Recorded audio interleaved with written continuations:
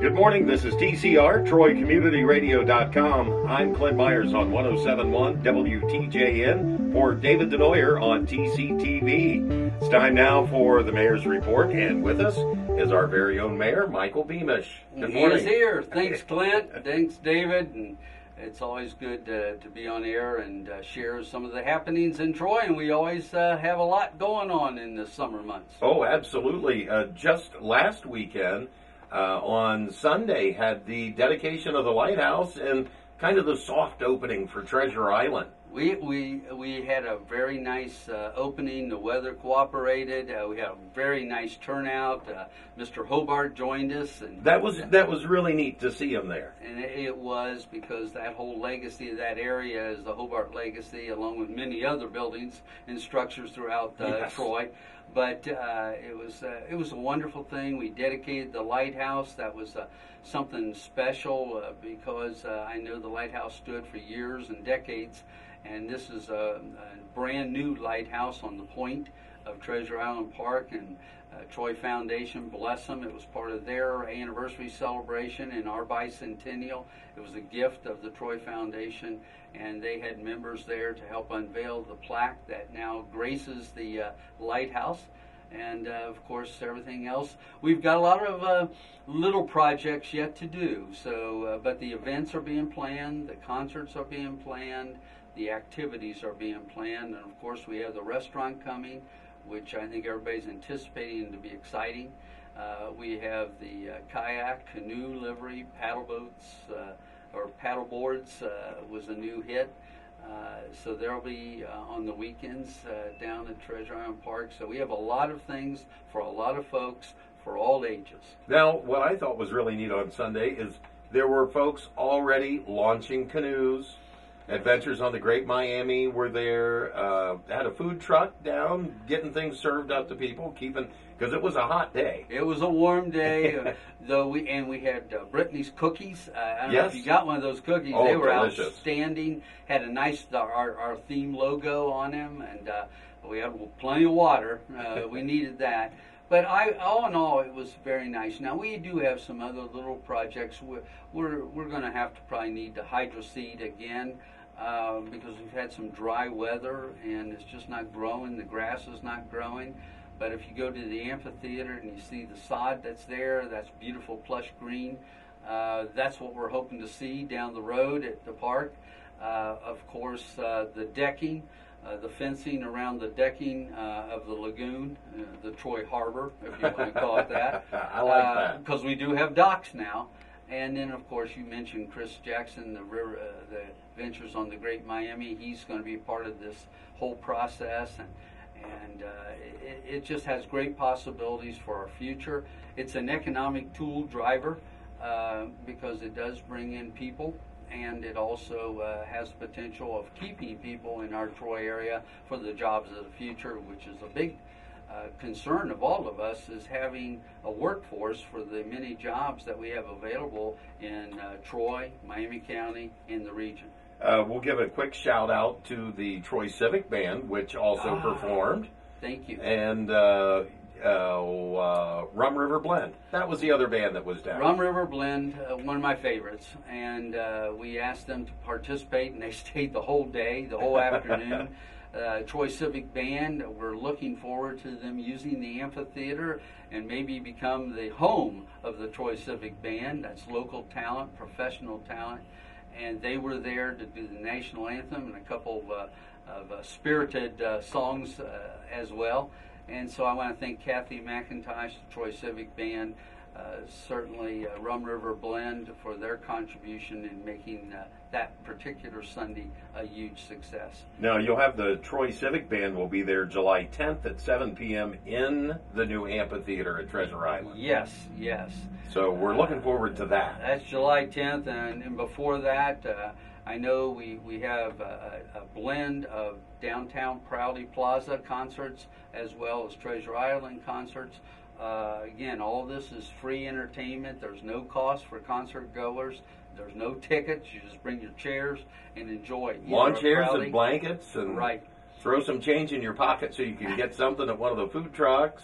That's right. That's right. So I think we have an event downtown on the June 24th. And then on the June 25th, we'll have our first full concert. Phil Dirt presents Surf's Up, and that's a tribute to the Beach Boys. We want to have activities that have a little water theme to it. Well, I think the tribute to the Beach Boys will certainly take care of that. I hope a lot of folks will enjoy coming down and enjoy the concerts. You know, we've had some River Rock concerts in the past, all huge successes. And we have a lot of concerts being planned at Treasure Island, but we have a full deck of activities here on Prolly Plaza as well. The Corvette Club will be there on June 26th at Treasure Island. That's right. Like I said, we've tried to find activities that cover all ages, all interest levels. It has wellness, it has water, it has biking, it has walking, and it has concerts along with the other events that we plan. So we've tried to cover across the board. A monarch butterfly sanctuary. Thank you. Yes, I wanted to make sure people know that we are going to have a monarch butterfly sanctuary, and that's going to be at the northern end of the park. It's a natural habitat. Nice.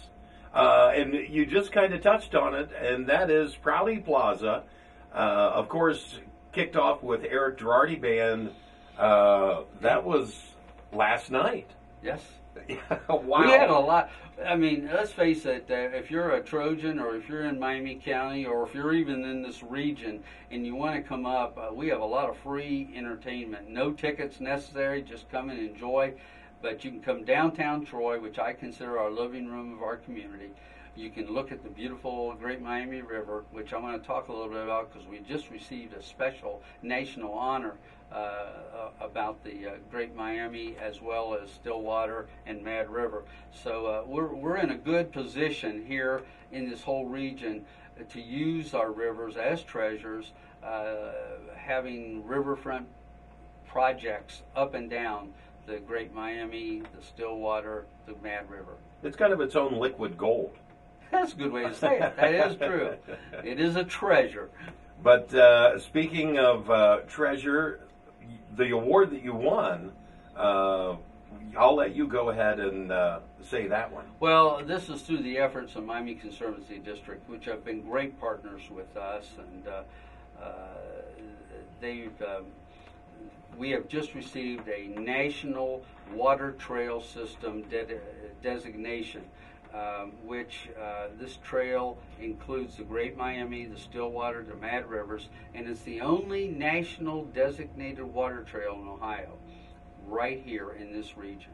So we're very, very blessed to have that. Along with, we've already been a statewide national trail, and we know we have great recreational trails. So you take the water system with the recreational trail system, they parallel each other, especially through Troy. It is a great partnership, if you will. And then tie in the park system. And then tie in our wonderful park system. Al Cappers spoke at our dedication ceremony, speaking of how beautiful we have and how diversified our parks are. Each park has its own identity. Yes. So it's a good thing. All right. You had some folks that were giving back to the community, and that is your Team Honda. Team Honda, I tell you, Honda's been a big player in our community from a business standpoint, but they also have a national week where they give back to communities in service. And I had the opportunity to kick off that this past Monday at the Honda facility. They had their whole team there. They were getting fired up as Team Honda, and they were going out and do different service projects throughout our community. And when I say community, throughout Miami County, they extended. But things that they have done, Lincoln Community Center, Archer Park needed some work, painting. King's Chapel needed some playground painting.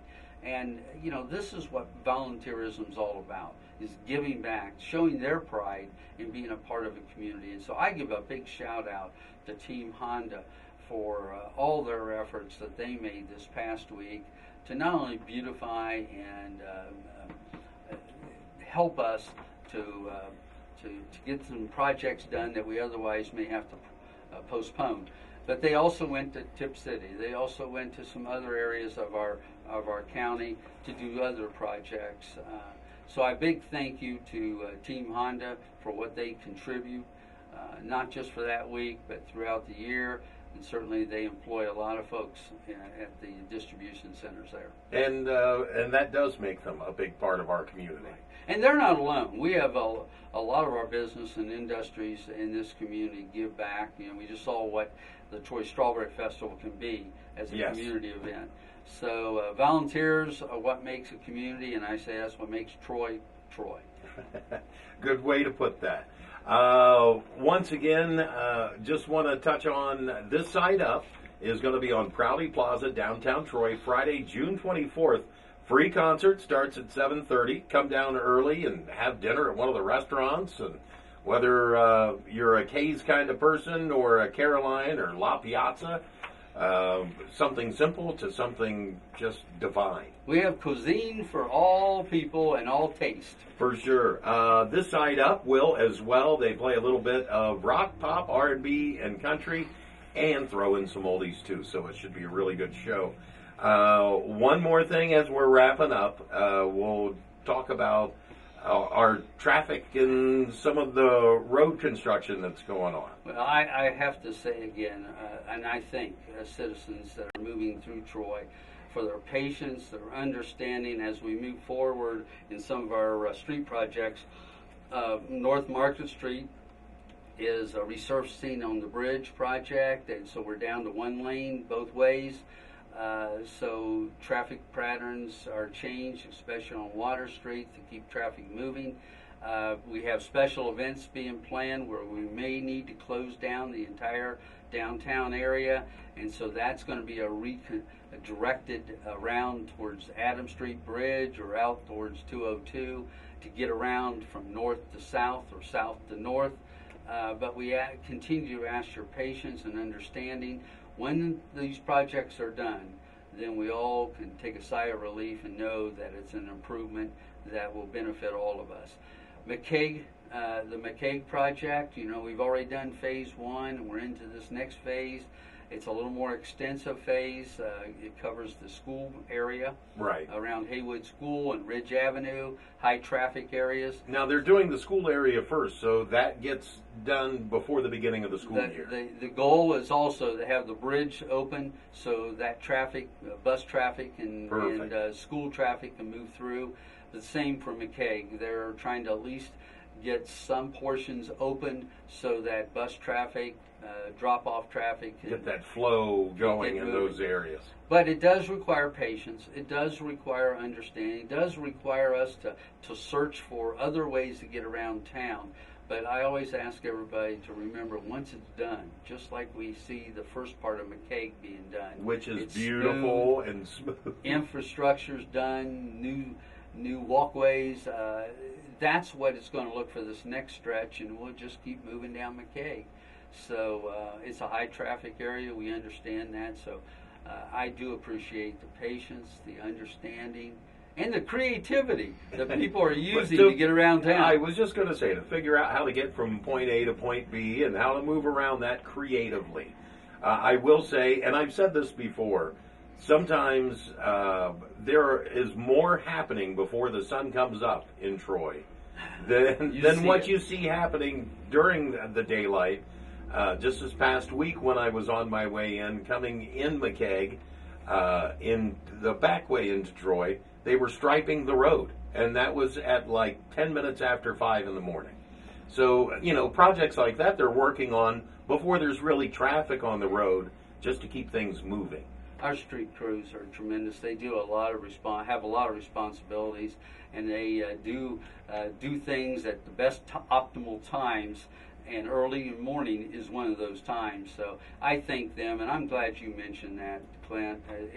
I appreciate that on behalf of our street department and all the workers that get out early to try to get things done before the heavy traffic comes through. You know, that way it's clearer for them to get it done, and then it keeps things flowing once the sun comes up.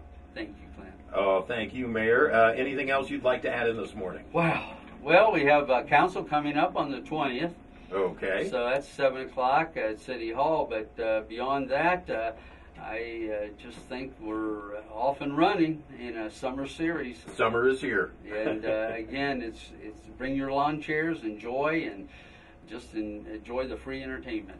All right. Thank you so much for stopping in, Mayor. Thank you. This has been the Mayor's Report with Mayor Michael Beamish. I'm Clint Myers on 107.1 WTJN for David Denoyer on TCTV.